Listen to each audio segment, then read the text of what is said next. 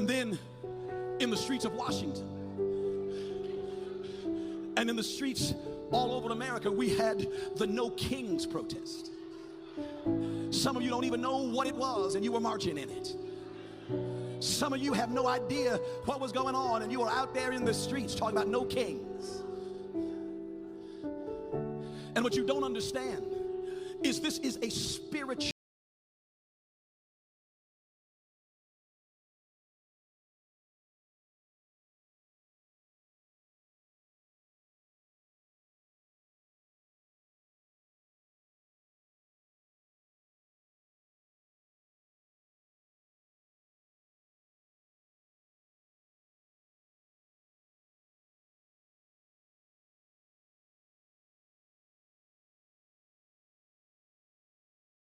If they tell you, they'll tell you later. Ain't nobody saying nothing to the preacher. Grab your neighbor's hand and say, do some research, read some stuff. Don't just go with everything everybody tells you and pick up a flag and start hollering stuff and you don't even know what the devil it means. I'm watching for your soul now, see?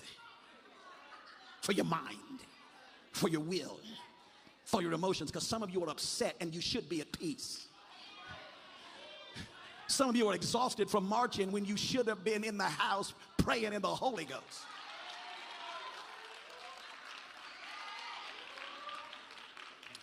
This No Kings protest was actually initiated, and it was called the 50-51 or the 50501 movement. The 50501 movement was a group that opposes the policies and the actions of the second Trump administration, and that's fine. This is America. You can oppose what you want, but the term No Kings is a symbolic rejection of the organizers' perception of the authoritarian behavior of this sitting president, drawing an analogy that his behavior is more likened to that of a king or a monarch or a dictator than that of a democratically elected leader. But may I say to you, he was democratically elected.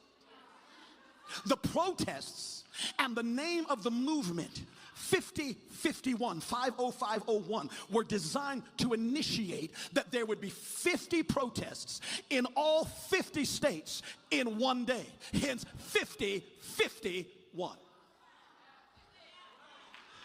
So the idea was, let's get 50 protests in all 50 states in one day.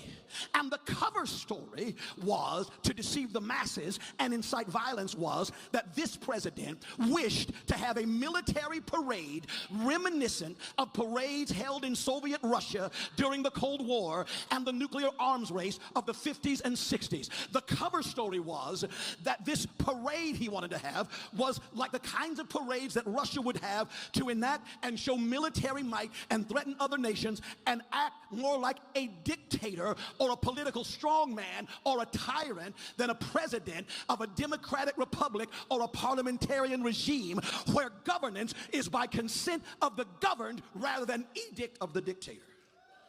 As a dictator would, the story was we need to protest because this president is doing what dictators do and doing what tyrants do. America doesn't have military parades to show off its military power. And so they got everybody, no king. We don't want kings. He's acting like a king. What they didn't tell you. What they didn't do. And so what they decided to tell you, and see, I'm not in favor of it. I don't care. What I am not in favor of is you being deceived.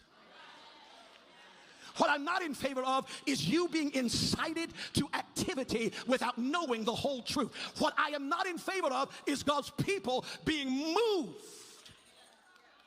by things that are not the Spirit of God. And so they said, well, he's going to do it on his 79th birthday, just like a dictator would. What they didn't tell you till later is that the same day that his 79th birthday was also the 250th anniversary of the American military, and more significantly, the United States Army. And they got you going, no kings, no kings, no kings.